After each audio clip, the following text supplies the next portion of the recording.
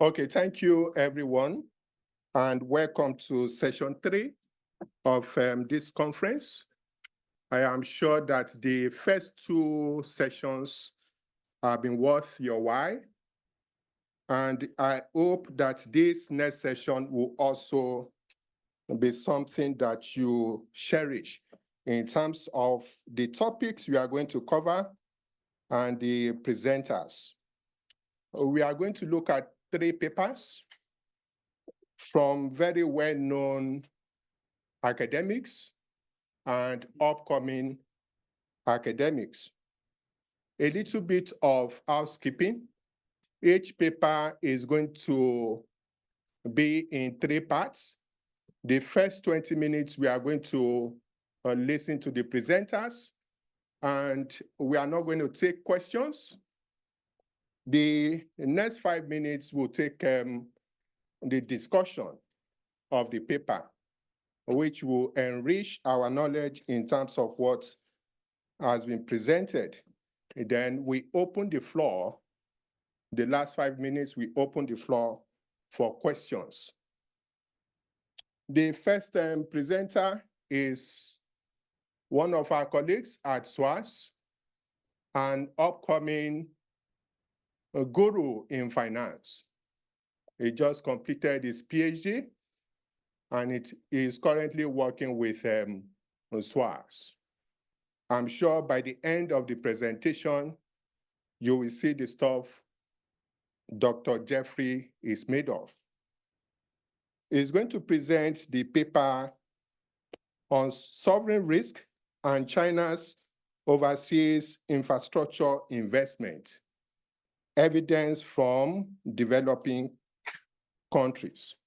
And this paper, I believe, is co-authored by Ongbo and Victor Murinde. Jeffrey is not with us today, but he is also with us because he will be presenting online. Can we welcome Jeffrey, please? Thank you, Chair. Can you hear me? Jeffrey, come on here. Yes, we can. Okay, thank you. Sorry, I could not join you in person today, so due to unforeseen circumstances. I'm really sorry about that. And as if that wasn't enough, we have been working in the background trying to fix my Zoom connection, but the sharing system has not worked. So we agreed that Aweng is going to be sharing what I present. Like the chair said, my name is Jeffrey Ighedosa. I'm a postdoctoral research fellow at the Center for Global Finance here at SOAS. This is a joint paper with Professor Ongbo and Professor Victor Murinde.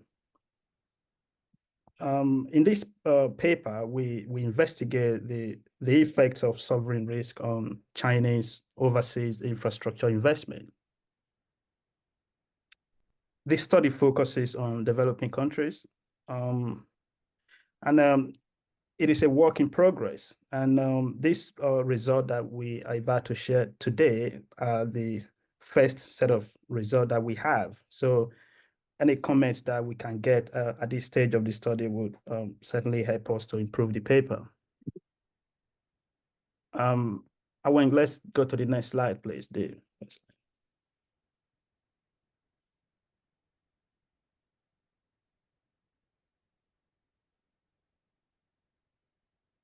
Aweng, can you go to the next slide? Yeah, I'm trying. Okay.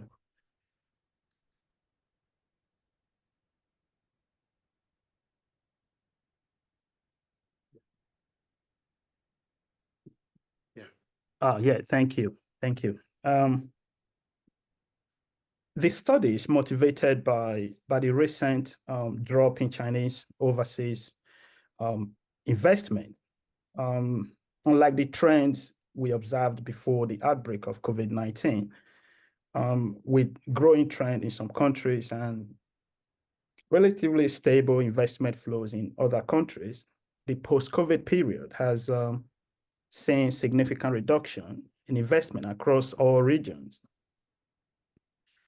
The graph on the screen is based on the Belt and Road Initiative because most of the foreign direct investment from China has been under the umbrella of this initiative since 2013. The graph clearly shows that investment level has fallen since 2020. But before this recent reduction, the cumulative value of Chinese foreign investment nearly tripled between 2014 and 2021, according to this IMF report where this information is, was pulled from. This is because more and more countries have signed agreement with China under the Belt and Road Initiative since it was first launched in 2013. Majority of these countries are developing countries with significant infrastructure gaps. When they approach China for investment, they know that Chinese investment specifically target infrastructure projects that can help them to drive their economy. Moreover, China itself is a testament to the effectiveness of this approach with what they have done with their economy. Therefore, these countries are eager, especially the developing countries, to participate in this initiative and try to replicate this investment model in their local economy. So it is not surprising that what we have here is over 150 countries that have already signed investment agreement with China. In terms of report, a lot has been said and written about Chinese investment in developing countries. Some critics argue that Chinese investment may lead to debt trap diplomacy. However, no evidence of debt trap has actually been reported in the literature. Well, I haven't seen one, and especially in Africa, where the focus has been. Moreover, the infrastructure investment are usually initiated by the recipient countries rather than China. So the motive is on the recipient government side. Developing countries seek this investment because of low cost involved for development too. This study by Atkins, that is on this slide, examines the agreements signed by several host country governments before Chinese investment activities officially started in their countries. And it shows that agreements contain little or no initial cost. And there are no provisions that would increase Chinese influence over these states. And very few or no obligations are created for the participating countries as well as China. These agreements, well, in terms of cost, these are good for the countries, especially the smaller countries that will struggle to secure investment from other sources. But what is not so good is that some of these investment promises may end up not being delivered since there are no obligations to do so. Okay, can we go to the next slide, please? Okay, here we look at the theoretical arguments on the determinants of foreign direct investment, or FDI, to try and understand the factors that result in higher or lower Chinese investment.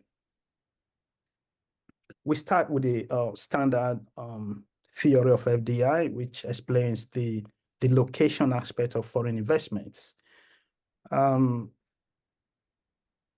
It shows that investors are likely to choose investment locations that minimize their cost and also select projects that are in line with their overall objectives, meaning that determinants of FDI are motive-based.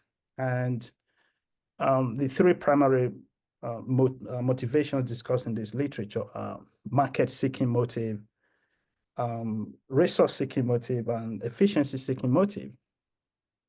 For the market-seeking motive, foreign investors are simply attracted to the size of the market, especially growing markets with opportunities for expansion and wealth creation.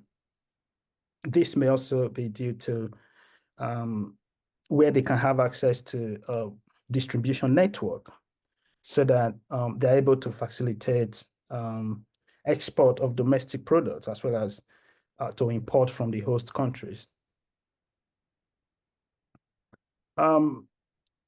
Resource-seeking foreign investors are interested in securing the supply of raw materials that are in short supply at home. So this means they are likely to go to countries with natural resources such as minerals and petroleum or agricultural products. For efficiency-seeking investors, they are looking for opportunity to lower cost of operations, which means they are likely to invest in countries with lower labor costs than what they are paying at home. Now, these arguments are within the standard theory of FDI. In terms of applying this theory to Chinese investment, it's a little bit problematic because these arguments are designed for foreign investors from advanced countries that are investing in developing countries because they want to take advantage of their market imperfections to generate higher returns or reduce cost. But you have China itself is an emerging market with some of these imperfections. So to address this issue, this study by Berkeley and well, they title it Special Theory for Emerging Economy. You know, their argument is that if an emerging economy has a policy that encourages overseas investment, its imperfections can provide the opportunities for home countries to invest abroad. So when they apply this argument to Chinese investment with evidence, it shows that the government support in China and capital market imperfections, such as access to capital at below market rates, can make it easier for Chinese firms to achieve their resource-seeking or market-seeking motives abroad. So in this sense, what they are actually saying is that market imperfections in developing countries or emerging economies can, in this sense, be the opportunities for local firms to invest abroad. And the empirical literature seems to support this. And can we go to the next slide, please? Okay, the empirical literature on China's, these papers are not the general literature. These papers specifically focus on Chinese investment. And the evidence appears to be consistent with the theoretical predictions that we just covered within the standard FDI theory. The evidence support the market-seeking argument, which means Chinese investors are attracted to the size of market.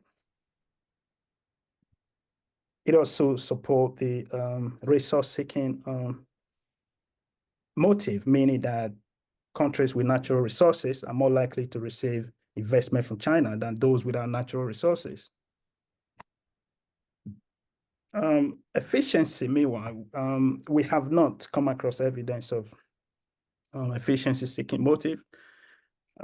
which suggests that seeking low labor cost abroad is not an important determinant. This could be because labor cost is not too high at home, with, in this case, China, to go abroad as you would see in advanced countries' FDI. The evidence on the institutional quality of the host country is very mixed. We have studies which support positive effect of higher institutional quality on Chinese investment. We have negative effect, as well as those that show that investment is unaffected by the host country institutional quality. So we believe this is because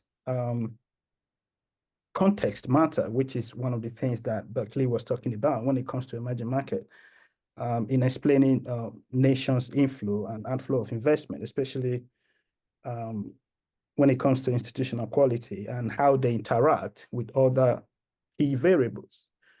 If you check this literature, for example, natural resources is one of the most important factors in this literature. So if you then have a country with higher natural resources, then the quality of institutions becomes irrelevant, because whether it's good or bad, investors in this case will go for a country with natural resources. Owen, can we go to the next slide, please? Okay. We strongly believe that Chinese investors have become more sensitive to risk since COVID-19, which has contributed to the reduction in the overall investment that we see in the first slide. Higher public debt to GDP ratios have increased sovereign risk across developing countries. And we know that when sovereign rating falls, foreign investment falls as well. We also believe that risk has become an important determinant of Chinese overseas investment in the post-pandemic period due to the growing number of troubled Chinese investments. Reports show that the percentage of troubled investment is around 10 to 11% across all over 150 countries. But this is as high as 30% in some countries.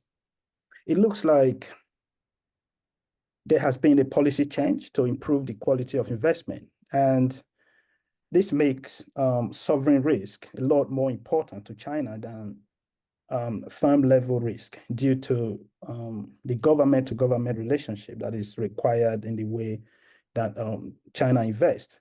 So based on this argument, we test the hypothesis that countries with higher sovereign risk have received less China's infrastructure investment than countries with lower sovereign risk since COVID-19 pandemic. Can we go to the next slide, please? So to test our argument, our dependent variable is the China's overseas infrastructure investment, OII. I've heard this mentioned before today, so we're using the same measure, OII. We obtain OII data from the China Global Investment Tracker. Then the primary independent variable is sovereign risk, which is measured as the 10-year government bond yields of the host countries. And the data for this come from DataStream. This measure is very popular in the literature because it reflects the market view, therefore more likely to react more quickly to changes in relevant information. In terms of the sample, the study is based on 65 countries that are classified as low or middle income by the World Bank. And the period that we have covered is 2013 to 2023. At the start, we had the data for all the countries that have received investment from China during the sample period, which were over 100. However, with the 10-year bond yield, there is limited data availability. So 65 is the maximum number that we could work with. Can we go to the next slide, please? So we include a number of control variables in the study. The real GDP growth is included for the market-seeking motive of Chinese investors. Natural resources rent to GDP for resource-seeking motive. Then there's institutional quality, which is the average of the 6 governance indicators, which include political stability, control of corruption, rule of law, voice and accountability, government effectiveness, and absence of violence. Local infrastructure is also included, trade openness, exchange rate, government expenditure, and tax revenue. We obtained the data for the control variables from the World Bank Development Indicators database. Next slide, please. Okay, this is the summary of data. For the key variables, the average overseas infrastructure investment from China is just over $9 million. And the average of the independent variable, the sovereign risk, is 8.29. I have highlighted the average of the troubled Chinese investment, which is 13%, which is just slightly above the average of 10 to 11% reported in all the countries within the China Global Investment Tracker. The graph shows the side shows the average annual Chinese investment for the sample countries and period. We can clearly see the huge drop in Chinese overseas investment in 2020, which seemed to have not recovered at the end of 2023. I mean, these data information, they're all in line with our argument. And can we go to the next slide, please? Okay, we specify this difference in differences model, where OII is the log of China's overseas investment. Then treated has a value of 1 if a country's sovereign risk in 2019 is below the median value of the sovereign risk distribution. Post is assigned 1 for year 2020, 21, 22, and 23. Then X contains the control variables that I discussed earlier. Y, the lambda, and F are time and country fixed effects, respectively. What we have done here in terms of estimation is comparing the difference in Chinese investment between low sovereign risk countries and high sovereign risk countries after the outbreak of COVID-19 with their pre-COVID levels. So beta, in this case, in the equation, captures that treatment effect, which we are interested in. If it is greater than 0, it means that countries in the treated group have received more investment from China since COVID-19 than those in the control group. And that will confirm our argument. And can we go to the next slide? Okay, this table presents the baseline results. The first variable here is for the treatment effect, which appears positive and significant at the 1% level. This suggests that countries in our treated group, which are those with— Dr. Jeffrey. Yep. Can you round up in the next 1 to 2 minutes, please? Oh, okay. All right. Okay, this The treatment effect suggests that countries in the treatment group have received higher investment than those in the lower group.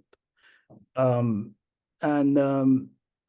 the result for the post shows that although that is the case, but in the post-pandemic period, Chinese investment has fallen overall. And for the control variables that we have added, only natural resources, institutional quality, and local infrastructure are important. The rest are not significant. Okay, Wayne, can we go to the next slide? Okay, in this table, what we've done here, we wanted to account for financial development in the country as well as government expenditure. We discovered that the financial development is important. Non-performing loan is not important. Then in the last column, which is 3, tax revenue is important and negative, which means a tax system, higher tax system does not attract much FDI. I want the next slide, please. Okay, so here we directly test the effect of sovereign risk on problem investment, because we know now that investment has reduced. So we want to know why sovereign risk is important. So here we discover that because it increases the proportion of problem investment for China. That's why it's positive and significant. That is the key variable in that table. Can we go to the next slide? Okay, this is now what we've done here is that because the overseas investment has fallen, so we explore the margins. China may simply reduce the number of investment in countries with higher sovereign risk without the size of average investment being affected. To check this argument, we look at both the extensive and intensive margins. The extensive margin is the log of the number of new investment in the country, while the intensive margin is the log of the aggregate divided by the number of new investment. Thank you, Dr. Jeffrey. I think I have to stop you here because we are already running out of time.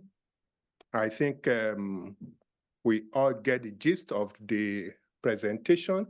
Now I want to, if there's any other information you want to give us, you should have the opportunity during the question and answer session.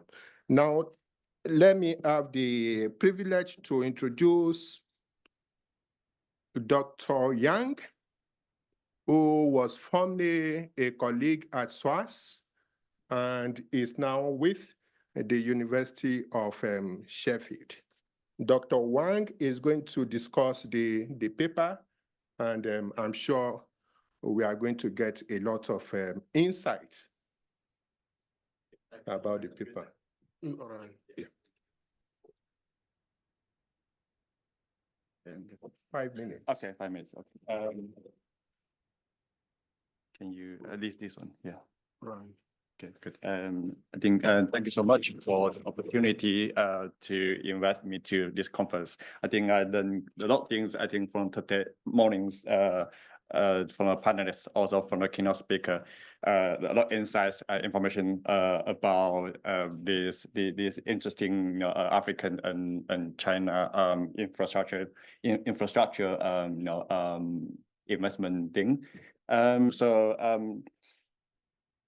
Regarding to the paper, sorry, I think I didn't include the victor's name because when I was informed, I think it's only Jeffrey and Hong's paper. But I think I've been reading this paper, and there's a lot insights from this paper. So I try to summarize as brief as possible. Since the Jeffrey have not finished the paper, presenting the paper result yet. So overall, I think the paper was finding the country with higher sovereign risk experience greater decrease in China's overseas infrastructure investment compared to those with low sovereign risk following the COVID-19 pandemic. And the funding also suggests this reduction is more is not only for the number of the new investment. In the paper referring to extensive margin, and also the average size of each new investment in the paper was referred to the intensive margin. I think also the paper was suggest there's a higher sovereign risk is a positive associated with the higher ratio of the trouble or non-performing investment. So the strength of the paper, I think using the DID is the way to address the, also the propensity matching method to addressing this causal effect of the sovereign risk on the Chinese overseas infrastructure and try to mitigating potential confounder and provide more better reliable estimation. And also, I think this paper is somehow is timely and also have a lot of implications. So it addresses the effect of COVID-19, the global crisis, how they can affect the dynamic of foreign investment, particularly in the morning we talk about the geopolitical sensitive framework like China Belt and Road Initiative. Okay, so I think there's a lot of things you can learn from this paper. I have just a few comments to improve this paper, given this still quite preliminary paper. So one thing is about, I would like to comment is about the DID, the framework. I think it's interesting, the paper using the DID to address a potential endogenous problem. But there's a few issues about this framework. The first, I think the paper, they are define the treatment group and control group based on the sovereign risk, based on cutting of the 2019, the median value is I don't know it's like how variation it is. So it's like the lower one and compared to higher one, what a difference, how much difference between these two groups, and I think this will be provide more detailed information about the treatment group and because important assumption there's the change between treat group and the control group. There's not the change will be not change. There will be not have any effect absence of this COVID shock. So I think it's a very important consumption when the DID framework working. And also I think defined as a below, I was thinking would be better defined as a above. I think will be easy to interpret because the paper was talking about when there's a lower risk, okay, then they are more likely to have more infrastructure investment. However, because generally trend is dropping, so I think from the audience point of view, it's much easier to understand, to knowing because you're seeing this, this higher sovereign risk can somehow reducing less compared to more higher sovereign risk country. Another thing is about this treatment and the post, because this framework specification was using the general DID. So I don't see this post and treat should be presenting to be showing in the regression because they should be the absorb because they are multi-coloring problem with this time dummy and the country dummy. And another thing about the key variable here, sovereign risk.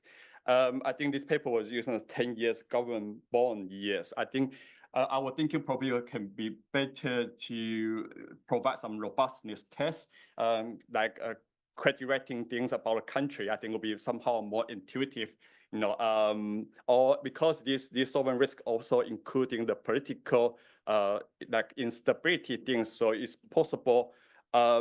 Maybe I think it's provide more robustness tests to be able to give more convincing result. And power trend, I think, is another very important, as one mentioned, is a very important thing to produce the value causal estimation. So I think the power trend, I think they only showing some graph change between the treatment group and control group. I think it would be better to use an event study to show this statistic difference before and after the COVID. And I think another few things is that control variable. I think there's a lot of control variable here, but I think the control variable sometimes can be very bad things because the COVID can somehow affecting the control variable. So in the econometrics, we call the bad control here. So your COVID can affect many things in the control variable in the regression. Another thing about the control variable, I think if you see the one control variable called the institutional quality, I think it's a negative. It was saying they are suggesting there's a higher government is associated with a lower investment. However, this variable is also, I see from the correlation metrics, is negative associated with sovereign risk. So I think it somehow contradict because you see the sovereign risk can be reducing, no higher sovereign risk can be reducing the investment, and you see higher lower government institution level can increasing the investment. So somehow is something contradict here. So I think the last one probably I think it would be better to provide more motivation at the beginning, see why they want to study.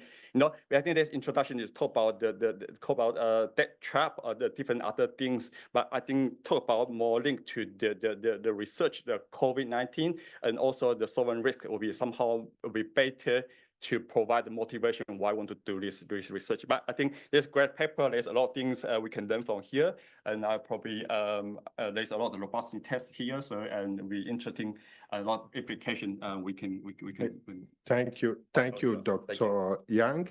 I'm sure Dr. Jeffrey will be in contact with you in order to improve the paper. Thank you.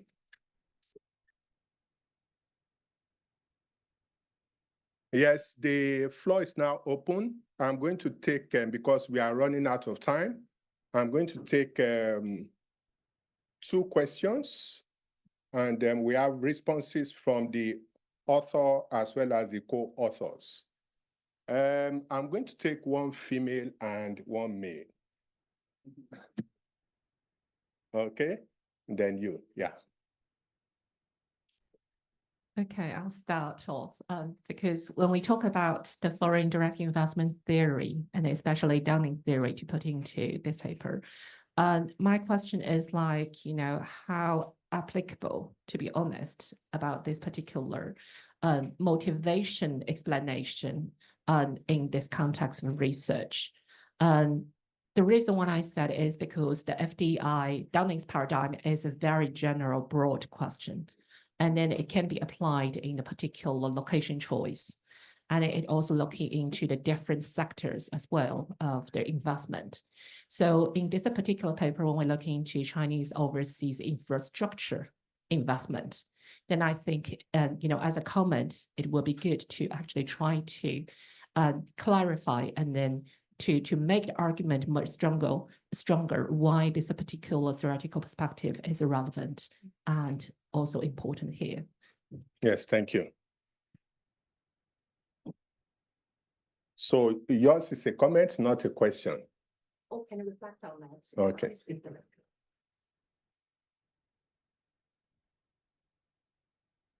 Yeah, my question is number 1, in terms of variables, the credit rating action has not been factored in terms of understanding the pattern of sovereign risk, because Chinese investments has also been immune to rating action or rating based understanding of the risk perceptions, sovereign risk perceptions. Post pandemic, anecdotally talking, Ethiopia was downgraded, and Ethiopian investments, as the other researcher was pointing out in the other day, that has gone down from the Chinese perspective. Has China become sensitive towards the sovereign rating now post pandemic? And also, second question is quantitatively. I think when the time frame post pandemic on the recovery of the investment has been considered risk sensitive right now. I think we need to see a larger pattern, because 2020 is when the world opened up, but China opened up in 2022 because China was closed down for 2021 as well. So that has to be factored as well in terms. And then after that, a geopolitical environment of war on Ukraine and other things have also developed, which has led to a lot of tariffs imposition by the Biden regime in China, which also, is a factor. These are qualitative factors which need to be focused to argue that the investments are not going just because of risk, but also the external environmental factors have to be focused as well. So Yeah. these are my two feedback. Yes, thank you. I think you raised a very good question, and I'm sure Jeffrey will be able to respond to this, especially the second aspect of your question. Jeffrey? Jeffrey? Jeffrey? Hello, can you hear me? Yes, we can now. Okay, can I just say thank you to the discussant for the points he raised. I'm very happy with everything that he has said, and I've made notes of them. So I will get in touch with him to get his slides to update the paper. And the question regarding the clarity of the use of theory, yes. She said that was a comment, and I will update that. So the question on whether China has become more risk averse, I don't know if I missed that. Was that the question in terms of sovereign risk, right? Yeah. In addition to that, he also raised the issue of expanding the sample period. Because as it is now, your sample period covered up to 2023. Yes. His position is that China opened around 2021-22, so Yes. your sample period is not large enough to capture what you actually want to capture. Okay. Yeah. These two questions, because according to what the results are showing regarding the risk averse, yes, it's showing that sovereign risk has become a factor since COVID, because the robustness side of the analysis that I was not able to share because I ran out of time, I clearly demonstrate there that where I did this mean test analysis that based on the outcome variable, that these two groups were identical before COVID. Then the difference we observe in this case, the treatment effect, is in the post-COVID period. So that happens to be the case. And thank God he mentioned something about Ethiopia, that for some reasons their ratings fall and investment has fallen. And that is in line with what we are finding, that sovereign risk has become a factor for China. And that has to do with that change of policy, or and that's why we have related our analysis with the level of troubled investment, because you know it's about quality. And we also estimate there that sovereign risk is associated with higher proportion of troubled investment. So you can work out the risk channel here. That is, yes. So I confirm what you said. Then regarding the sample period, okay, because I've only just been, I went on that website yesterday. I realized that the data for 2024 is actually released. So I will be able to extend the period. Yes. Yes, and thank you, Dr. Jeffrey. Let me use my privilege to also ask a question in terms of your control variable. I missed the control variable aspect, but I'm not sure if you control for corruption. Because yes. Did you control for corruption? Yes, we did. Okay. Thank you, Jeffrey, if you did that. Yeah. Can we appreciate Jeffrey?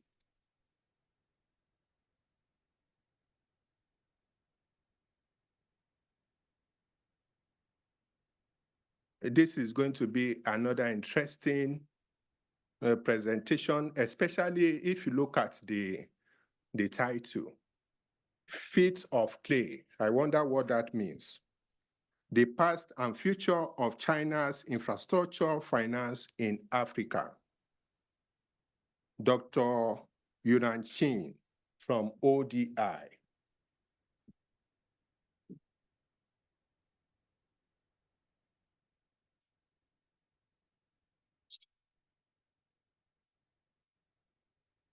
exactly 20 minutes. Exactly. I'll try my best. Okay. Yeah. Can I? Yeah. Control it? Put this on that, yeah. Okay. All right. Thank you, everyone. Thank you so much for having me again. And I'm really pleased to be on this panel. Before I begin my presentation, I want to give a little bit of context and to credit also my co-authors and collaborators on this project.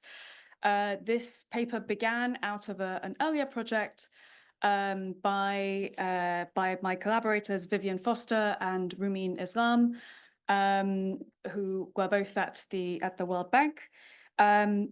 And because of various scheduling and geographic challenges, are unable to be here. So I am presenting on their behalf, as well as on behalf of my collaborator Linda Calabresi as well, who is also a part of this project. This is a paper that is also a work in progress. It's a little bit different from, I think, some of the other presentations you'll hear today.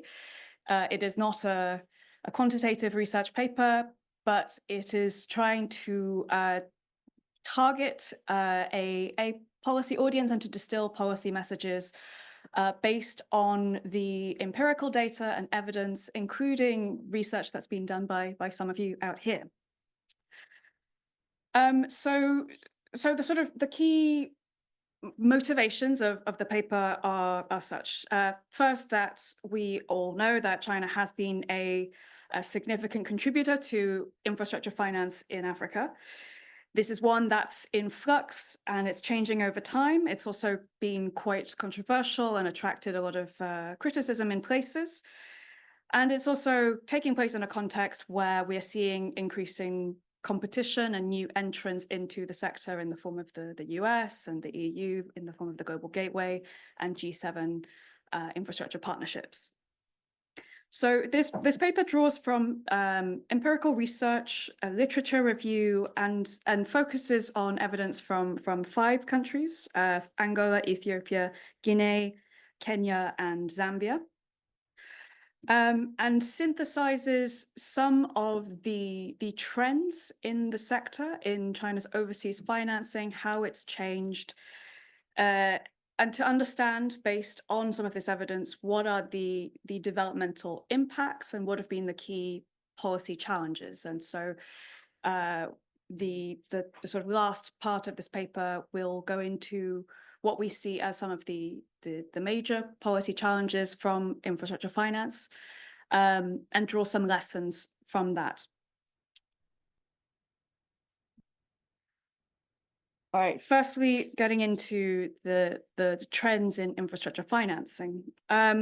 So drawing on data from the Infrastructure Consortium for Africa, we can see that China is not the sole nor even the largest financier of infrastructure. The largest financier is actually from African governments themselves.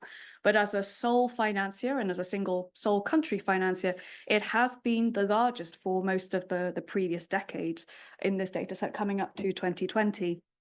Over this time, China, which you can see in blue here, has amounted to around 18% of total infrastructure financing from all parties, in certain years even overtaking the ICA consortium countries themselves.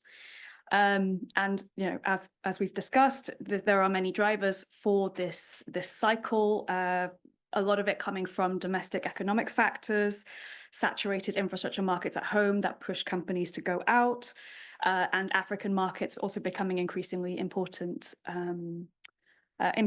markets for Chinese contractors and suppliers. And there are several distinct characteristics to Chinese financing in these sectors. One element that we look at is this use of framework agreements in certain countries, particularly in Angola and Ethiopia.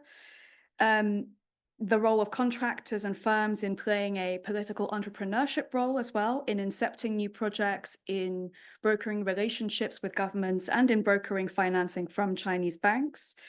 and also in the distinct use of resources as a means of collateralizing and securing both debt investments in the case of Angola's framework agreements, and also via investment models such as in Guinea, where infrastructure finance has been supported through the revenues from mining. And overall, the picture is one of a focus on hard infrastructure sectors, very much dominated in transport and energy.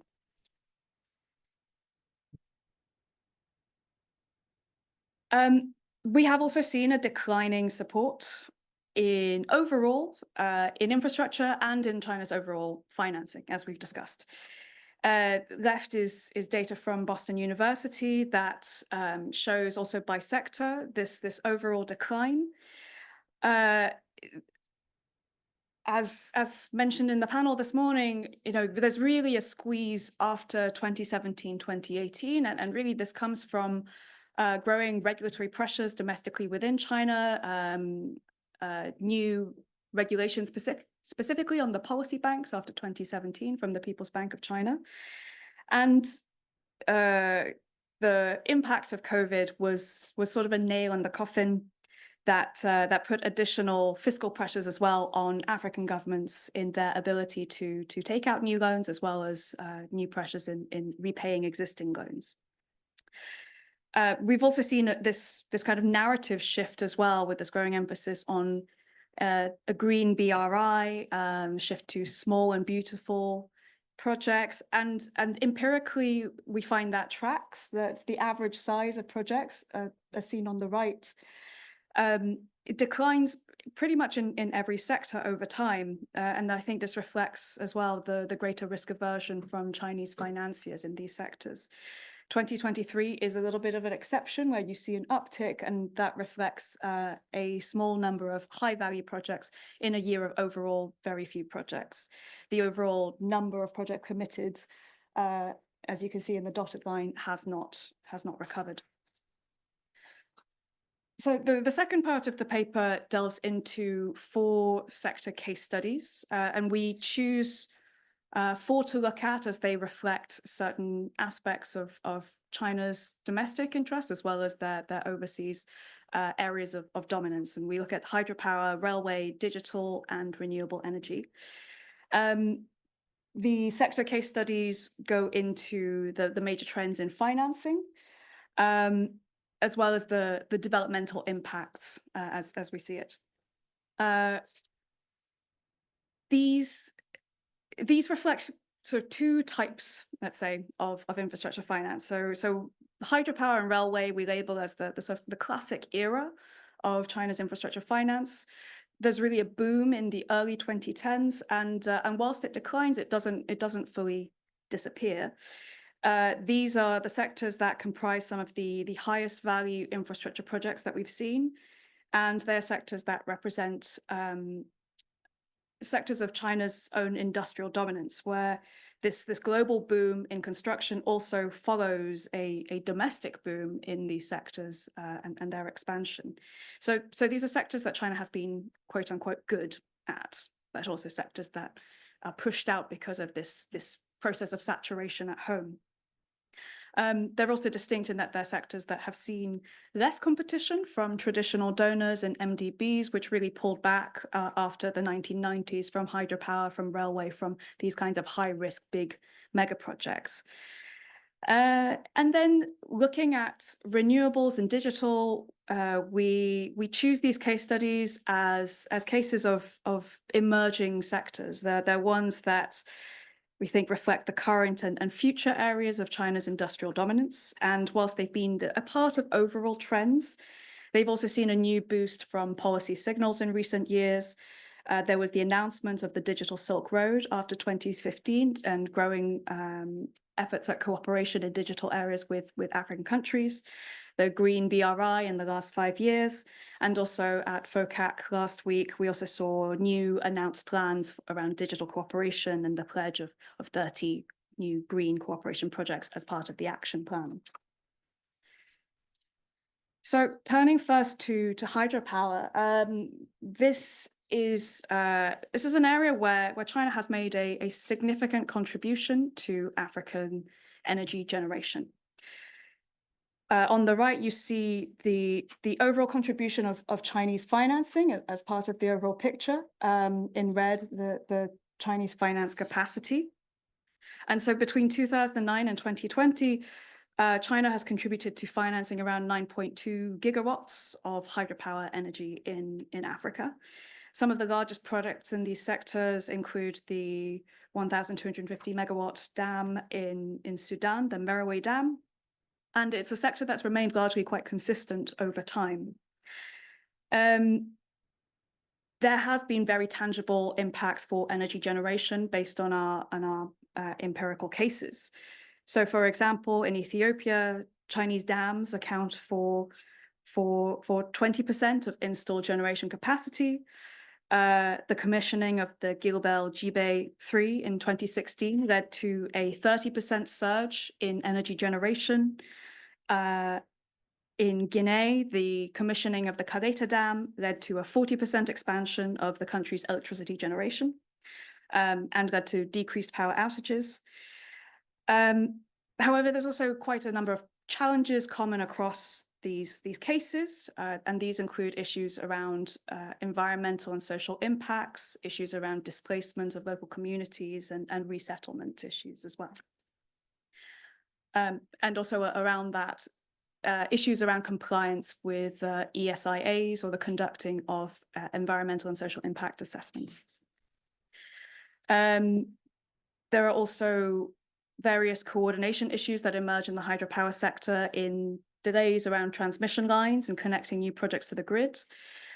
In Ethiopia, the Gilgel-Gibe had issues with voltage and compatibility. And another challenge that we identify is that of revenue generation across these power projects, that the cost of electricity in several cases in the terms of the power purchase agreements that were negotiated end up being far more costly than the retail price of electricity in the market. And so in several cases, the utility ends up buying the electricity at a loss. In railway, China has also been a extremely dominant financier in the last decade, with around 14 billion of cumulative funding from 2000 to the year 2020. In practical terms, it supported the construction or improvement of around 5,500 kilometers of railway line.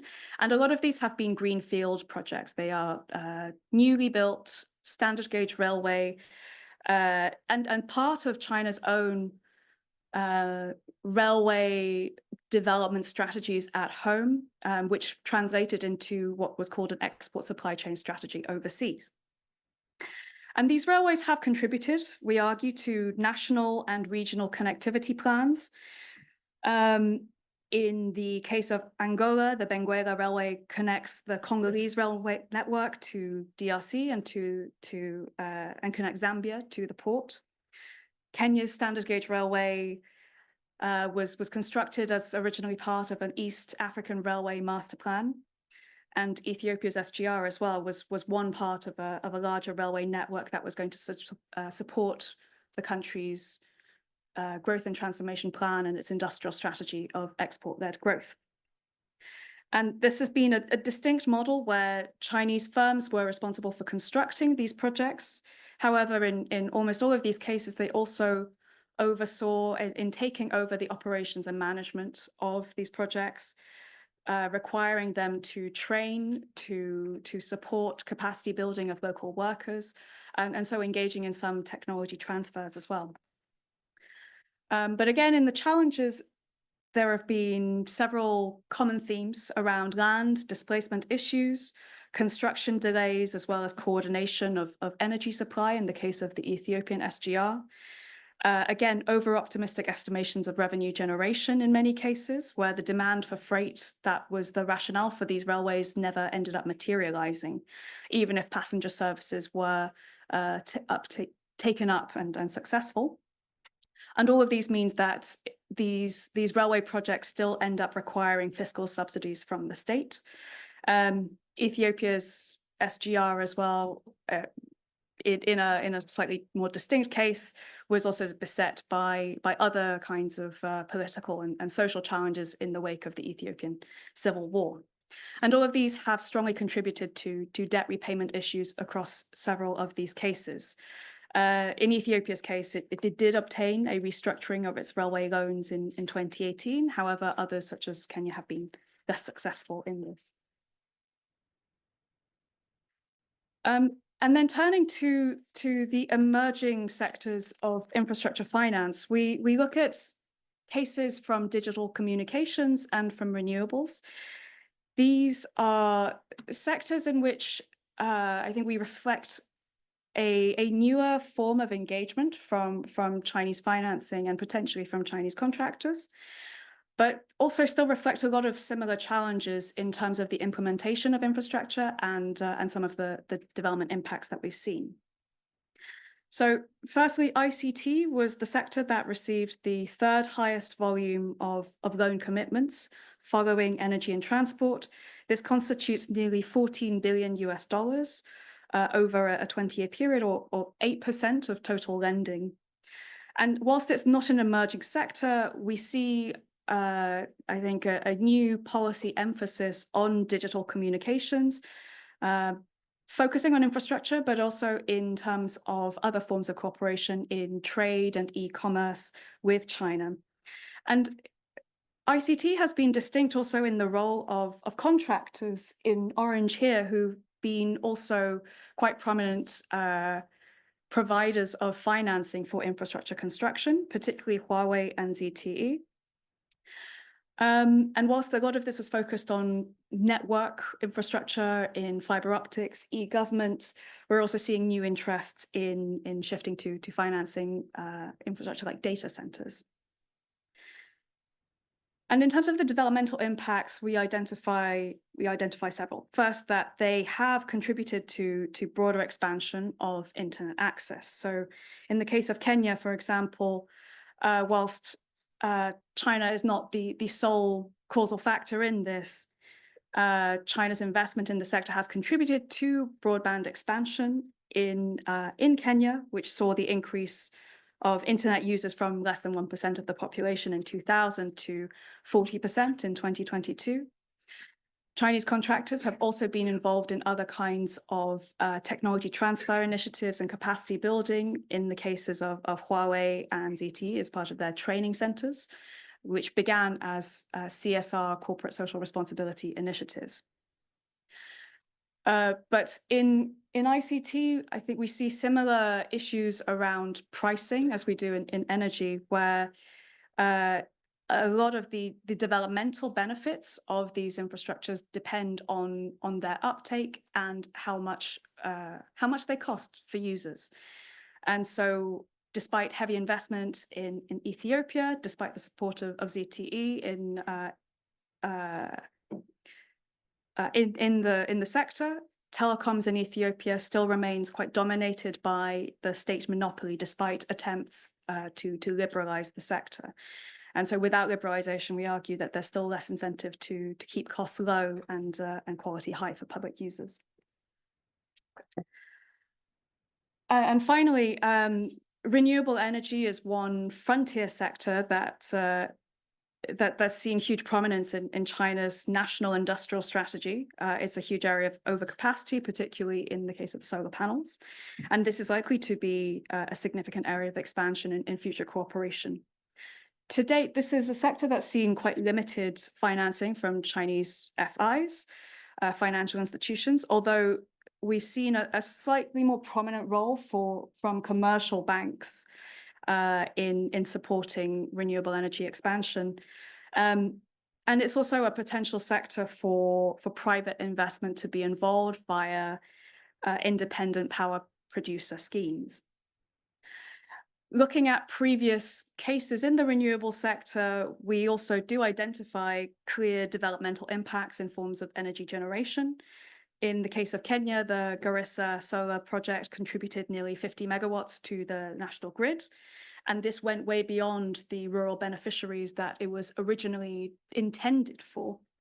Likewise, in Ethiopia, the Adama 1 and 2 wind projects added a combined 200 megawatts of energy to the power grid, and also generated significant local employment as well in the construction process.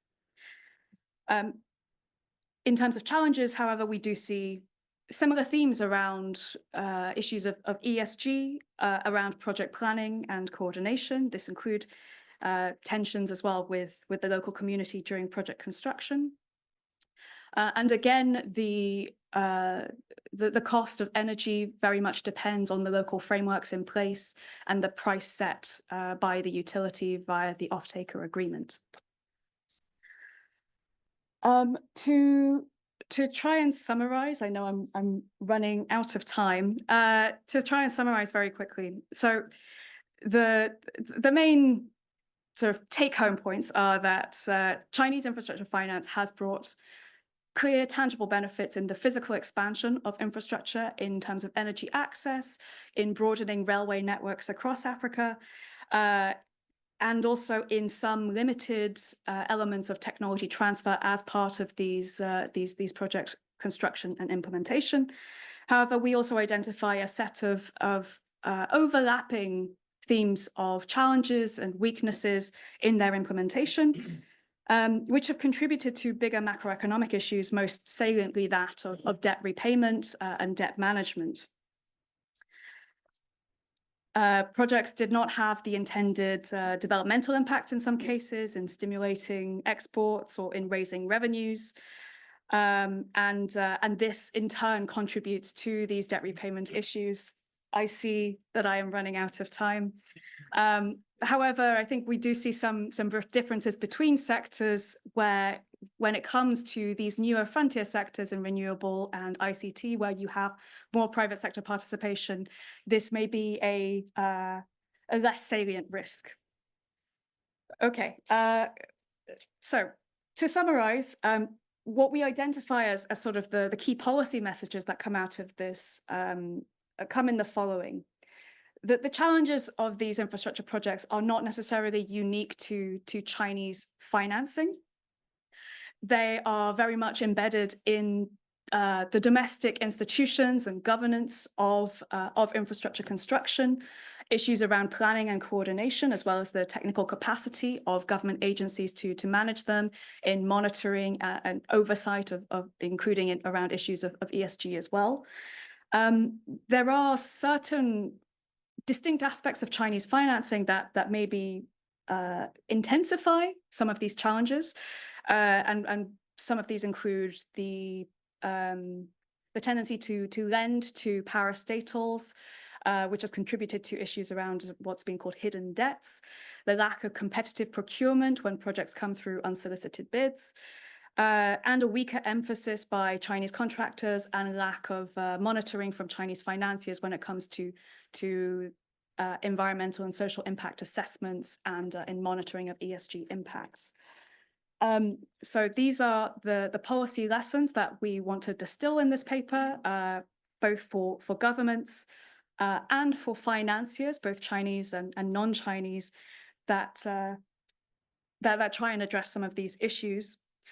Around solid macro, so to briefly discuss macroeconomic management as a foundation and ensuring debt sustainability as a foundation for governments, but also in ensuring that projects align with development plans and strategies, improving regulatory frameworks and monitoring, governance of parastatals and borrowing entities, and for financiers, ensuring that projects align with domestic plans and better as well independent assessment before you commit to providing financing. I'll stop there. Thanks. Yeah, thank you.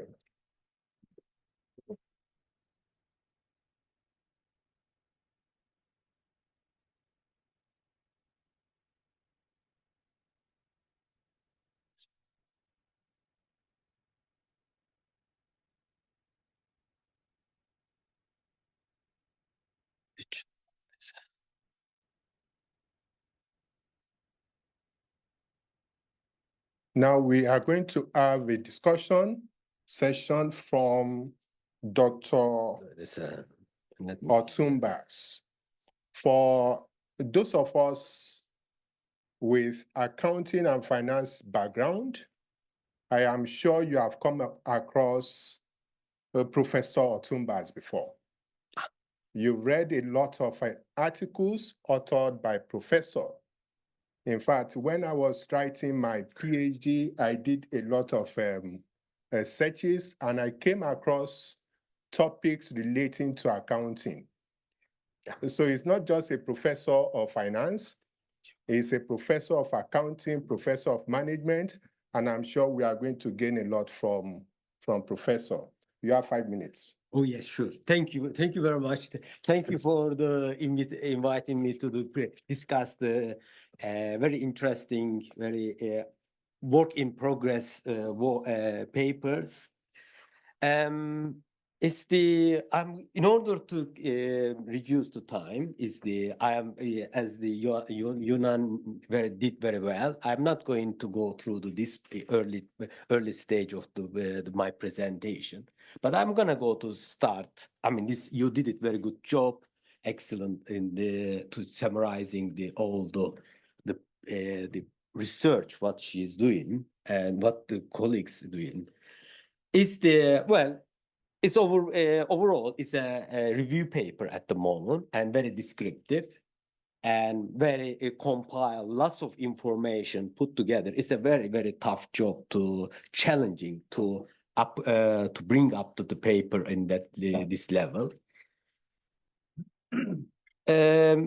Well, there are some other things which you can or your co-authors consider, but what I am gonna go talk in for a few minutes, and then is also luckily is the challenges of this morning as well. It's what China doing in Africa, how they're contributing, and especially one of the colleagues mentioned about the cost of capital that might be different. So my discussion is going to be in that direction, because what I did last night is I'm not complaining, but I received the letter paper is very late yesterday afternoon, and so is what I did after this last evening, yesterday evening.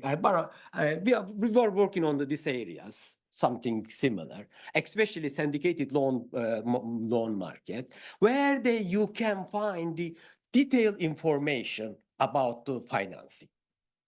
Really detailed information. So I know that it's always interest of these topics. So I borrowed use the PhD students' data coming from the icon, and it's the period of this is individual contract, which is the period 2002 to 2020, which is very good. More or less your papers that you focusing on in the similar period.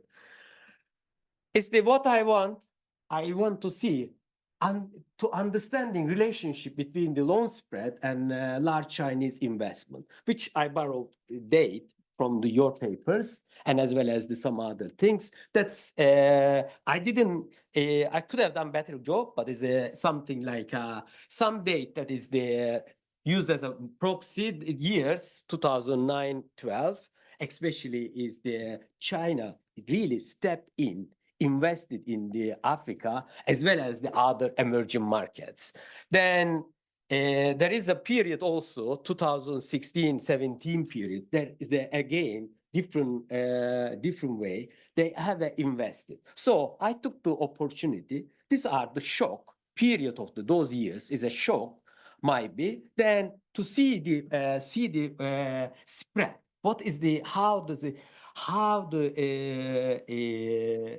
the syndicated loan spread impacted? So is I took the data set is very global one, but I particularly look at the emerging one. Emerging is mainly Africa, but a few other countries, because I didn't have the time to be separated. But we can take it as the general in more in Africa.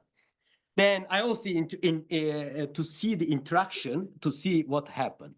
So it's from the data is try to put the pictures. These are the loan spread, all in drawn cost of the cost. It's a spread of the large syndicated loans. So if yes, emerging markets and advanced economies, seems to be quite different. And then so that give me understanding what's happened, how China or especially Chinese aids or financing infrastructure impact on the emerging market or impact on the Africa. I believe they might have give a reduced uncertainty, give the opportunity to tap in market much favorable conditions. So this is what I did, and then I look at it. When then is there's a large data set, is there about over 45,000 individual loan contract, including I can go in the details, but is there so to see what's happened. It's my first interest in here emerging countries, which is including that. What overall they pay their spread basis points. It's quite it's positive and higher, and then 19 basis points is higher to pay their debt. Then I look at the particular year post sort of investment started, significant investment started in the 2007-8, and then I am expecting then there is something happen in would have happened in the 2009 and onwards. Then if I look at the 9, in general, it's the spread is very, very high, but for the emerging markets, they are the coefficient is negative. I can take it as a shock, these things, as the impact. Then I look at the other years as well, and then to see what happened over the time. As you can see, is there some 2011, 12. So is the coefficients become less and less significant, but still significant in there. Then I took the further opportunity as a second model to see the construction, just mainly investment, Chinese investment in these countries, generally construction areas. Then it is surprisingly they are the relation is negative. So it means they don't since China bringing the capital, bring the money, finance in the country, then is the market value them.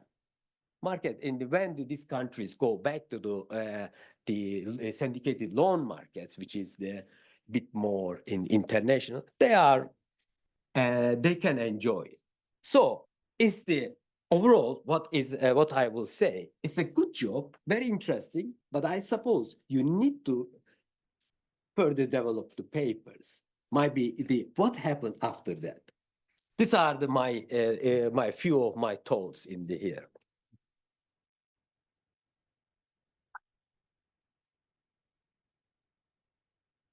What a very interesting discussion, turning a qualitative paper into a quantitative one.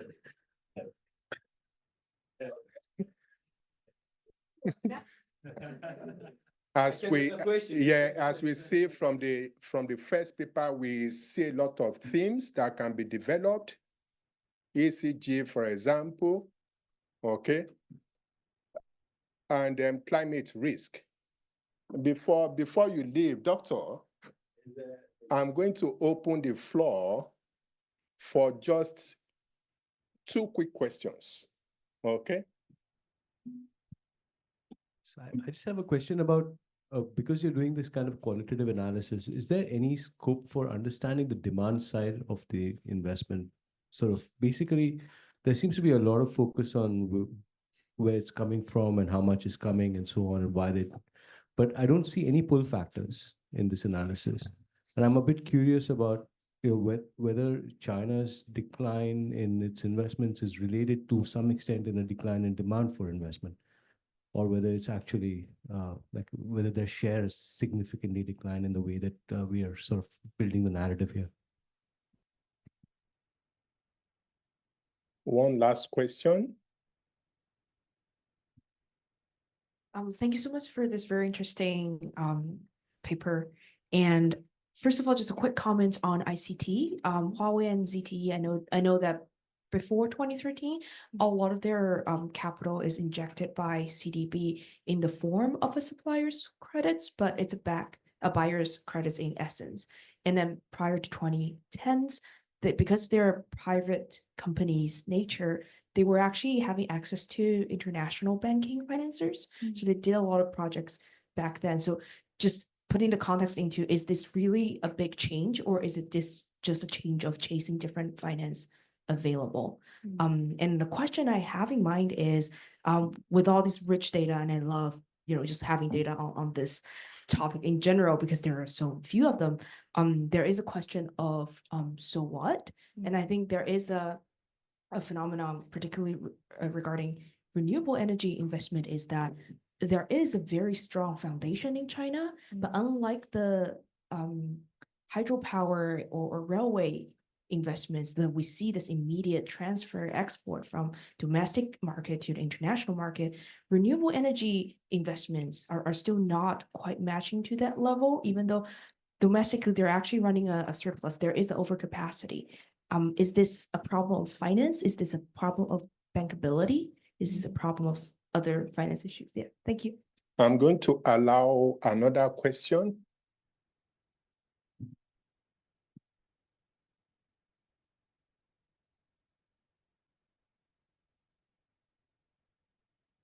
Thank you very much.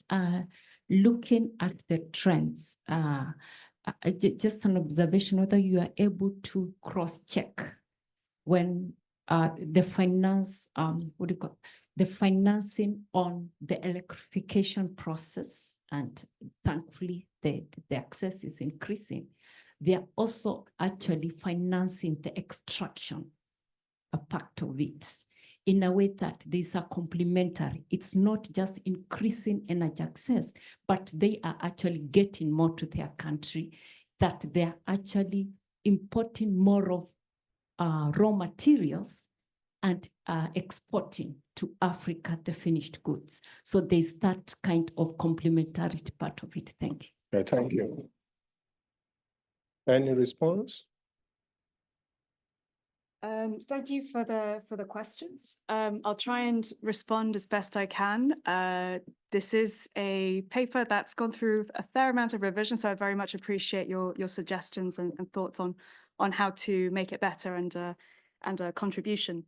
On the demand side, I think there are certainly what we can identify as continued demand, even in the face of decline from China, and particularly, I think, if you see ICA data after 2018, even though financing from China declines, it still increases from other financiers. So there's still projects going on. There are still kind of bankable opportunities, and there's still an enduring infrastructure finance gap, right? There's a lot of infrastructure projects that are still very much part of government development strategies that are looking for financing.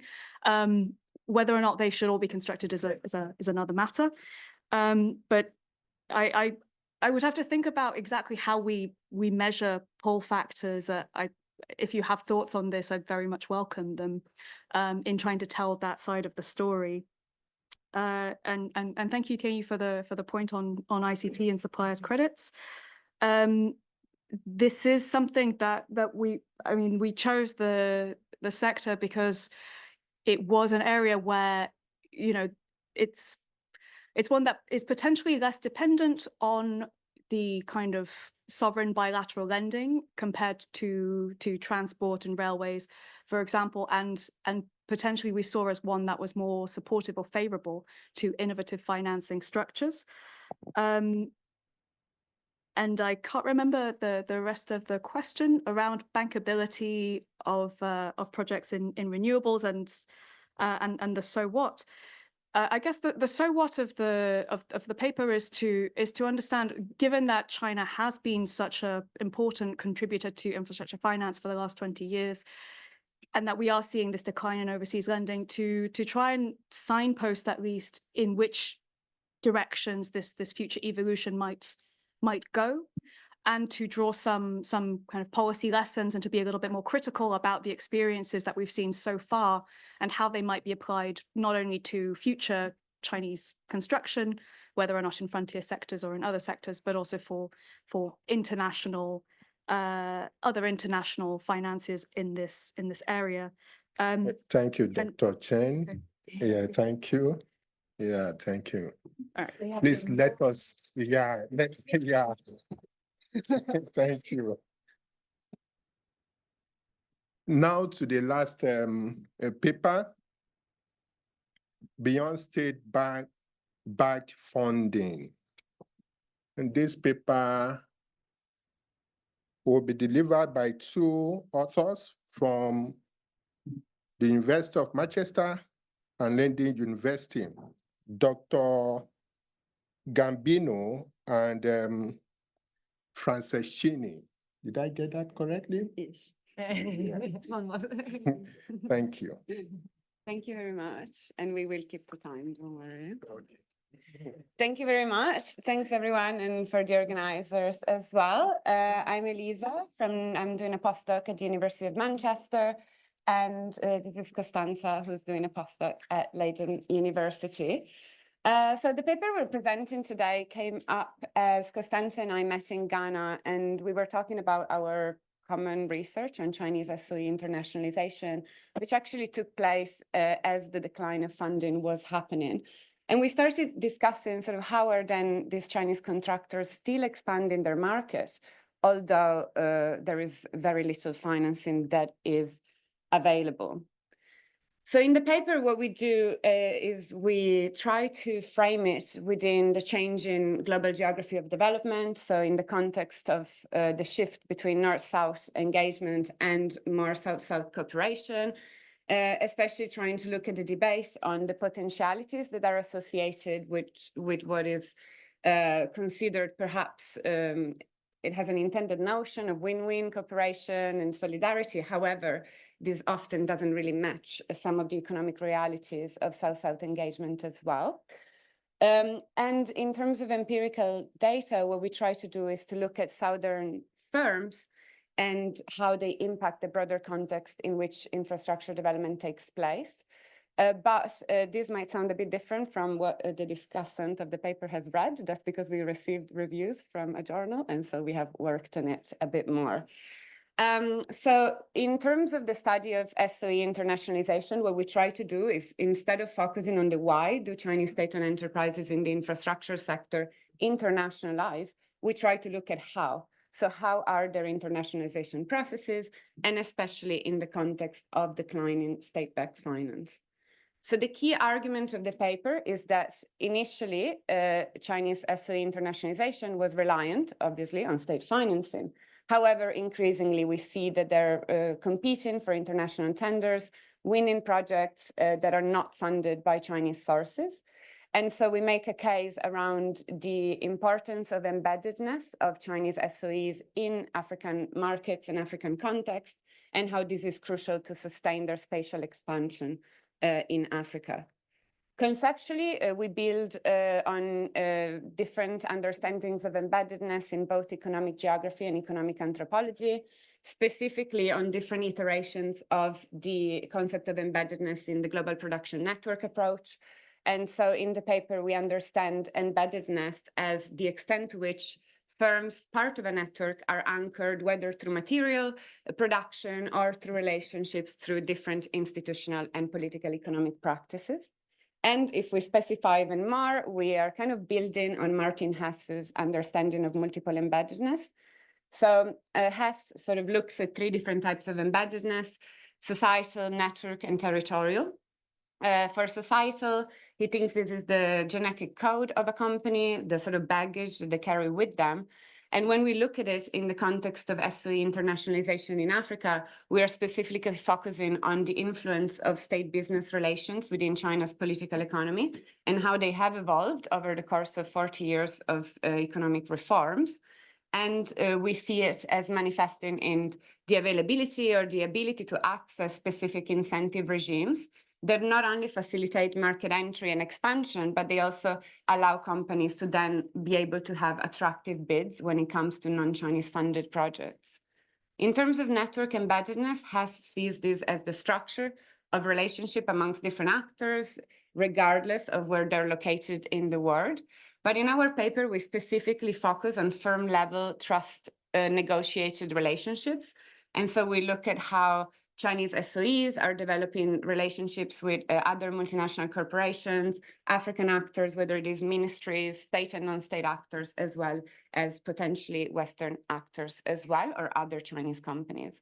For territorial embeddedness, and this is perhaps the part that we develop further, like theoretically in the paper, we try to differentiate from some of the work that has been done, for example, by Cathy Lam on multiple embeddedness, by, yes, taking Hess's understanding of territorial embeddedness as the local manifestation of these networks and also the nodes of these global networks. But what we do, we try to think about it relationally, and especially to look at the individual and individualized strategies of company managers and leaders in seeking new projects for further market expansion. And this is the part that we perhaps draw the most from economic anthropology. So in our paper, we focus on two CCC, China Communication Construction Companies overseas subsidiaries. So in particular, China Road and Bridge Corporation and China Harbor Engineering Companies. And in particular, we build on the case of CRBC in Kenya, where Elisa has conducted fieldwork research between 2018 and 2019, conducting in particular research on the construction of the Lamu port, but also looking at the other project implemented by CRBC in Kenya. And we also build on the case of Czech in Ghana, where I conducted fieldwork research between 2021 and 2022, looking at Chinese finance project built by Czech in Ghana, but also looking at the other project implemented by Czech in Ghana and West Africa.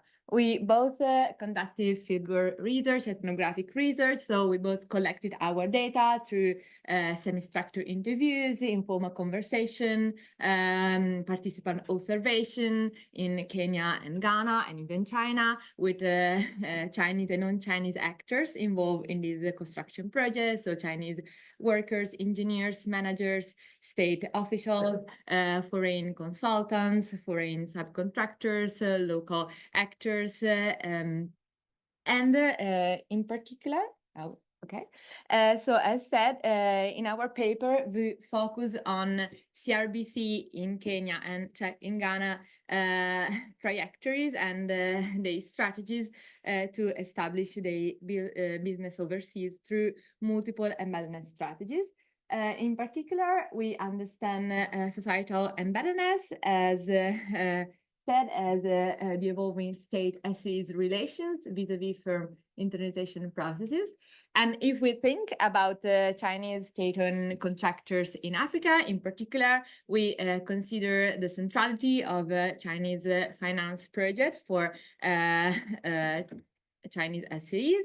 And in particular, for instance, if we look at the case of CRBC in Kenya, we can see how even if CRBC had already entered the Kenyan construction sector when Chinese funds start increasing, the company had benefited a lot from this increasing in Chinese funds to Kenya's infrastructure development. For instance, he had benefited through the possibility to implement Chinese funded projects. For instance, before 2002, with Moi's presidency, he had the opportunity to implement Chinese funded projects, but also later he had the opportunity through these Chinese finance projects to engage with multiple state and non-state actors in Kenya, and so also to assess other opportunities, also for instance, constructing a project without tendering process, so to be contracted without tendering. Such as for the construction of the Nairobi Northern and Eastern bypass built by CRBC between 2009 and 2014. So in this sense, looking at the case of CRBC in Kenya and CHEC in Ghana, we can see how Chinese-backed projects were crucial, both in terms of market entry for these companies, such as in the case of CHEC in Ghana, but also for solidification, as in the case of CRBC in Kenya. Then, however, since, as we argue in our paper, Chinese-backed funds do not alone sustain Chinese state-owned contractors' business overseas, Chinese state-owned companies also need other embeddedness strategies to sustain their business. And for instance, we understand network embeddedness, as said, as the firm-level relations supporting SOA's internationalization and market expansion. And in this case, for instance, if we look at the case of CHEC in Ghana, we can see how CHEC entered the Ghanaian construction sector through a Chinese-funded project in 2012. However, even if CHEC arrived in Ghana in 2012, that Chinese finance project was not implemented in 2012 and was put on hold for some time.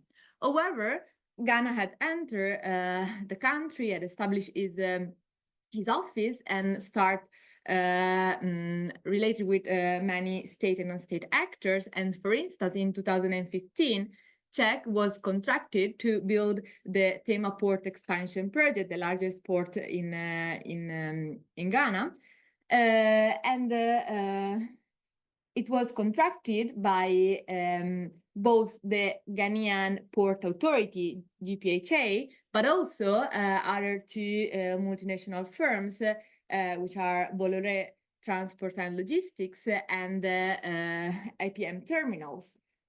And indeed, that was not the first time that CHEC was implementing a project with Bolloré and IPM Terminals, because already in 2012, CHEC had built the Abidjan Port Expansion Project in Ivory Coast, where also Bolloré and IPM Terminals were involved. Since then, they were the operators of that port. And later in 2020, after CHEC had finished to build both the Tema Port in Ghana and the Abidjan Port in Ivory Coast, was contracted still by Bolloré and IPM Terminals to be the second phase of Abidjan Port expansion. So if we look at the history of CHEC in Ghana and Ivory Coast, we can see how CHEC developed in the same period projects in two different countries, interacting often with the same international firms. And so we can see as Chinese SOA's expansion as a country, and arguably also at the regional level, is often made possible by this network embeddedness, both at the local level with the politician and state actors, but also at by these business networks with multinational firms. And when it comes to then the localized manifestations of these networks and how they play out in practice, what we do in the paper, we sort of identify three different ways that the connections that company managers and leaders have with different individuals in African governments or within these business networks are sort of manifested into new projects that are not financed by Chinese sources. So one manifestation is getting projects off the ground. A very good example of this is the relationship between the former director of CRBC Kenya, Dufay, and a political consultant in Kenya, Wanjigi. You might have heard of him recently because he just became a politician as well. However, Wanjigi was crucial in introducing the former leader of CRBC, Dufay, to the then Ministry of Transport, and who then later signed actually the Nairobi-Mombasa SGR contract. But at that time, the network in which Dufay was embedded was mainly had to do with political consultants and people that were sort of circulating and rotating around key political figures and government officials. However, in 2012, Dufay was then transferred to Angola, and the networks of the new director of CRBC Kenya changed quite drastically and began focusing more on ministers, general secretaries of ministries, and people who were already in very sort of high-level bureaucratic positions and offices, as well as with the president and the office of the president himself. And so the change in composition of the networks and the relations between the managers and local political elites also manifested in a change in the contract and the type of railway and the way that the project had been designed. Another manifestation is the unsolicited feasibility studies. This is quite a common practice for Chinese SOEs. Anyone who does research on construction SOEs must have observed it. A very interesting case is the case of the Likoni floating bridge just south of Mombasa. So just out of Mombasa, there's a channel that could only be crossed by ferry. And during the COVID-19 pandemic, because of the lockdown and sort of curfew regime, it had become quite a challenge. There was very violent repression for people who weren't respecting the curfew, but also the ferry was very, very crowded. So it was also a health concern. And plans for a permanent bridge had been stalled for decades. And then CRBC, in May 2020, conducted an unsolicited feasibility study, brought it to the Kenya Port Authority and the Ministry of Transport, who decided to fund the project. The floating bridge was built, and then in 2023 was then set for demolition. This is obviously a practice that is quite common. We've observed it, both of us, in the two country case studies. And the fact that these networks, the sort of network embeddedness of the companies allows for territorial embeddedness to then be deployed more strategically, for example, through these unsolicited feasibility studies. One of my participants actually talked about a government state official in Kenya, talked about this practice defining Chinese SOE construction companies as sleeper cells. So he said, and I somewhat quote because I haven't memorized it exactly. He said, they may become 5 years in advance, they see what they can do, and by the time you turn around, they have a feasibility study.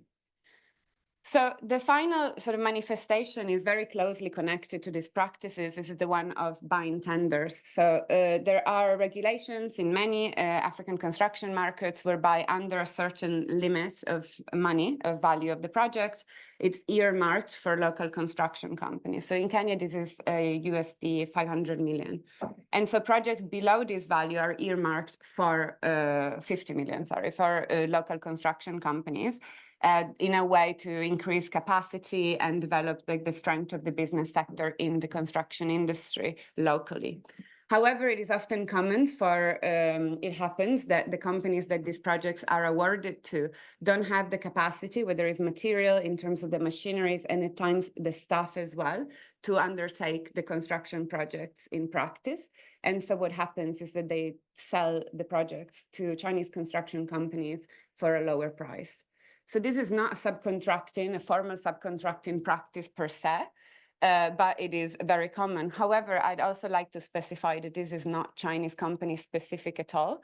I mean, for Chinese companies, we've observed it in Ghana, in Kenya, colleagues have observed it in Zambia. However, already in 2006, Giorgio Blundo was writing about similar practices with French contractors. So this is absolutely not China specific at all. So in conclusion, what we do with the analysis of the internationalization trajectories of these two CCCC contractors in these two African countries, we do point out at how non-Chinese funded projects are really crucial to their sustained market expansion, but they are mainly emerging through the interactions with different networks in which Chinese contractors are embedded. And so we make a point around multiple embeddedness as being crucial for spatial expansion and sustained market expansion of these companies. And more broadly, we hope that we are highlighting in the paper how embeddedness has become a key feature in South-South context when it comes to infrastructure development. And therefore, it's also shaping the parameters and the context in which infrastructure development takes place more broadly. Thank you.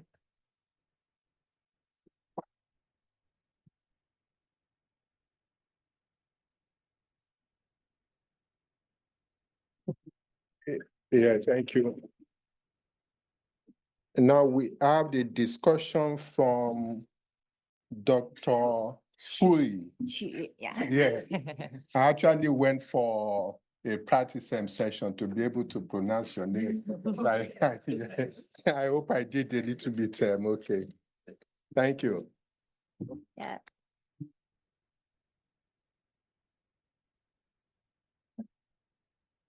Okay, thanks you for inviting me to have this discussion. And firstly, I would thank to your papers. How to pronounce your surname, Dr.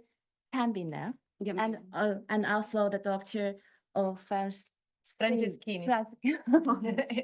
Okay, I'm really pleased to have your papers. It's really interesting and insightful. And I also appreciate that the effort you put in your paper. So before the comments, I would like to give the brief overview of this paper, although you have really clearly presentation. Now, the research topic is about the funding reduction and its impact on Chinese state-owned enterprises in Africa. And the issues is that how funding reduction affects the market expansion strategies. So they use the two cases for this one. Now, the key message is that the existing literature has mainly focused on the Chinese funded and also the Chinese constructed infrastructure projects. But however, they overlooking the other forms of the market expansion. So it's really interesting. They use the sample that's CCCC, that's the overseas branches, the two companies here. So the data based on, that's the qualitative data that's collected from the Kenya and Ghana, and also the China, almost from 2018 to the 2022. So the unique data here, I think it's really tough to get it. They use the way about such like the semi-structured interviews and also the informal conversations. So this data is amazing. Yeah. And they use the approach about the multiple embeddedness here from three aspects. Now, okay, now turn to the comments. That's just something that I'm really curious about. Three comments. The first is about the case and the data. Since I know that the BIOT and the road initiative that the initiative that was initially proposed by China in 2013, and after that in 2016, that China announced a serious support for Africa. So especially for the infrastructure development, financial support, and so on. So I think the data can start from 2016, but maybe it's so tough to get it that I'm not sure whether it's available or not. And also that since I know that's not only that Kenya and Ghana, they had the project of the CCCC, but also that I know that such like those countries, they also have the project. So I think that you can include additional cases, and also you can enlarge the period, that's the time, maybe start from 2016 otherwise. And I think in this way, you can complement, that's qualitative research with a quantitative data. Yeah. And the second comment is that the Africa must face the spillover effect. Since we know that the investment and activities of Chinese constructions of these entrepreneurs, that they will bring about the transfer of technology and management knowledge, improving local infrastructure. So their project also creating economic spillover effect for Africa. So such like something that I think that the project will be satisfied about the local competitors, such like the resource allocation and also the capital business and as well as the labor market allocation. Maybe they will lead to uneven resource distribution and uneven resource local capital distribution, as well as they may reduce the market share of the local business. So the local business will be suffer a lot. So in this way, I think that the Chinese firms, if they want to expand their market, they may face the barrier about the local business. And also the local business will suffer about the spillover effect from the China. Third one is that the long-term development. Recently that we know that's the topic about the sustainable development that increase. So if the firm that they want to have the long-term development, I think they should focus on integration with local markets and improving the quality and sustainability of their projects.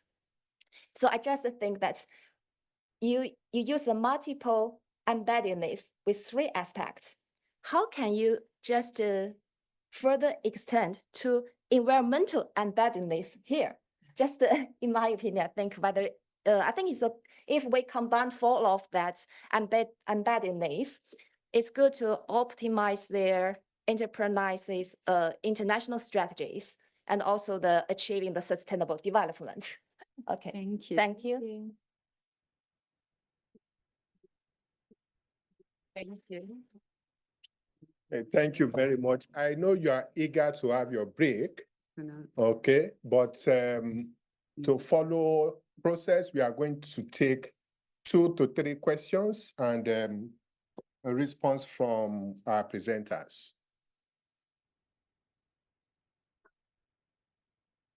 Okay. Thank you so much, Elisa and Costanza. Enjoyed the project so much. I just have 2 quick questions. One is, are companies that are more embedded do better in getting non-Chinese financing these days? And the second question is, qualitatively, companies, do they have different strategies of embeddedness or different types of embeddedness when they have access to Chinese financing vis-a-vis the international finance?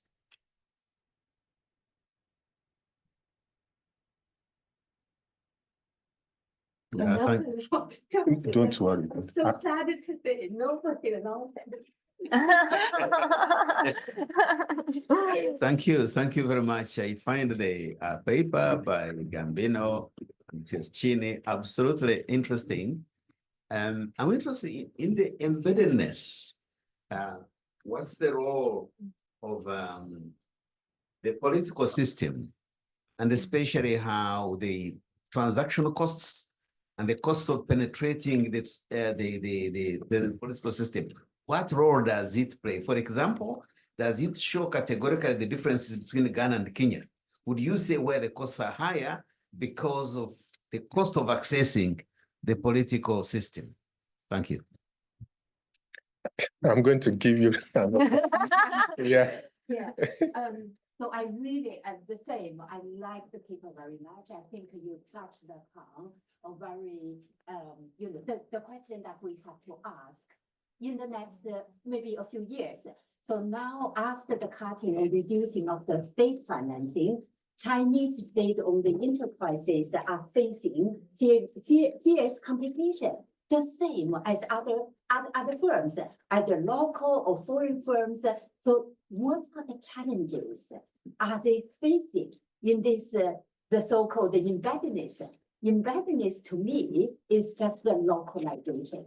So how can they localize integrate themselves with the locality?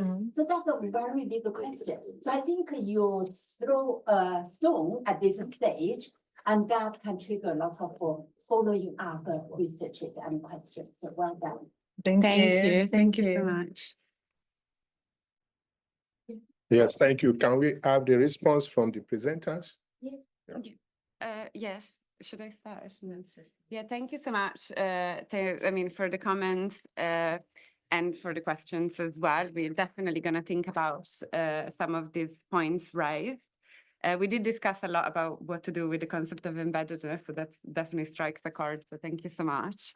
So Tianyi, for your question, I think as a general observation, companies that are more embedded, especially in terms of the territorial embeddedness, and network, they do tend to do better, both at the country level market, but also the regional market. So what Costanza was mentioning in the presentation in terms of expanding regionally, that it's also been observed with CRBC and mother company CCCC in East Africa. So that is generally something that you see also the regional market benefiting from some of these dynamics of embeddedness. I would say that they do have different strategies of embeddedness, and perhaps this connects to the second question as well, in terms of whether there's a role that the political system plays and so on. So we didn't have time to talk about it, but in the paper, we also look at companies that have failed to sort of become prominent, both in terms of becoming the go-to contractor for Chinese funded projects. And usually what happens is that they bid on the wrong candidates when it comes to elections. So there's cases where contributions to electoral campaign are a common practice, not only amongst Chinese firms, but amongst all big corporations that are operating in specific markets. Once these contributions are only made to one candidate, kind of making a bet on it, and this doesn't play out very well, then the company not only fades away from the sort of networks that allow the company to get non-Chinese funded projects, like unsolicited, for example, but also from being selected in Beijing as the go-to contractor. So in Kenya, it was China WE who slowly kind of declined out of it, and CRBC kept getting all of the Chinese funded projects, as well as the other ones as well. And similarly, there's also another company in Ghana that the same thing happened. So there's definitely like a very high transactional cost, with the cost of which is pretty much impossible to estimate or to ask, because it's impossible to ask how much did you contribute to Kenyatta's re-election campaign. That wouldn't probably go down very well in terms of the interview. However, there are some practices like that are more quantifiable, like SUVs or things that you can kind of tell how much more or less they're worth, right? Finally, before Costanza jumps in, I think, yes, there's several challenges to localization. And I think now with the very fierce competition, these are only becoming like heightened.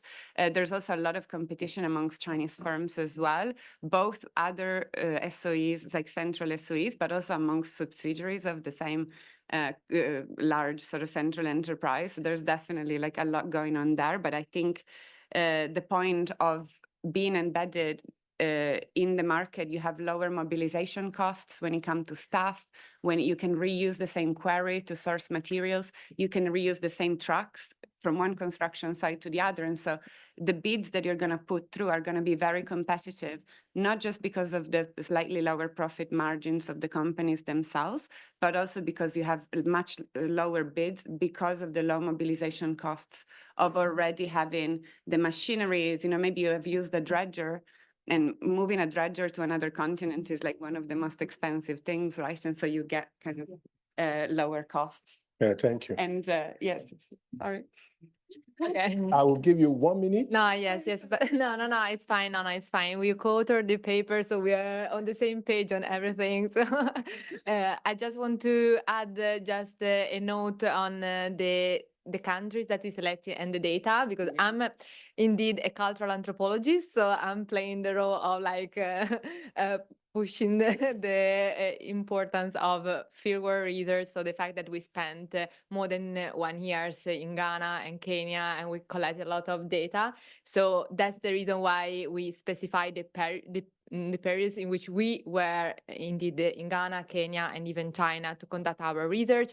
But then in our paper, we really try to cover the period since Chinese state-owned companies internationalization in the late 80s and till now. So in a sort of long period, and then we then zoom in the period that we when we have done research.